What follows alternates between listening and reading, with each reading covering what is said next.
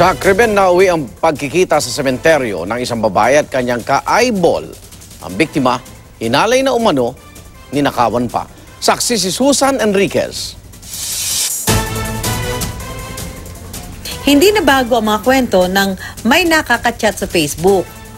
Ang 28 anyos na babaeng ito nga, bukod sa chat, ay nakausap na rin sa telepono ang isang nagpakilalang ex-sharik. Nagkasundo pang mag-eyeball o magkita dahil bibigyan daw siya ng tulong pinansyal ng kausap. Sabi niya, huwag ka mag-alala, tutulungan kita, pero lalo niya parang pinalala yung buhay ko. Pero pagdating sa sementeryo na kanilang tagpuan, tinutukan daw siya ng screwdriver at hinalay pa umano. Maawa ka sa akin, sabi ko pamilya ako, sabi ko sa kanya. Tapos na yun po. Yung pinagawa niya sa akin, sige, hindi kita sasaktan. Sabi ko, sige, mabait naman ako, gagawin ko na lang yung gusto mo. Tinangay pa raw ng suspect ang kanyang pera.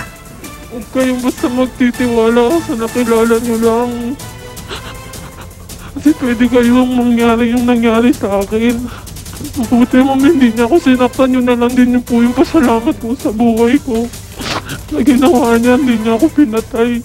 Sa isang punerarya na siya nakahingi ng tulong bago nakapagsumbong sa pulisya.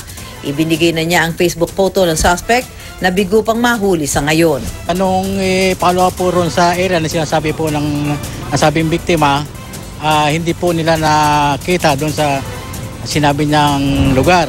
Ako, si Susan Enriquez, ang inyong saksi.